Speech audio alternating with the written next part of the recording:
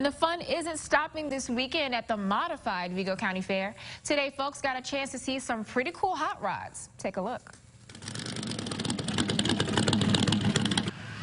The Country Fried Car Show revved up this morning, kicking off the day's events.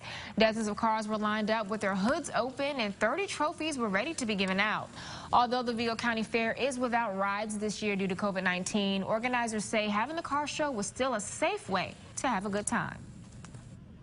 Everybody is just anxious to get out, so to be able to provide a facility that we're able to safely social distance, for us, that's just great. I mean, we're happy to see people out. We had a great truck and tractor pull last night.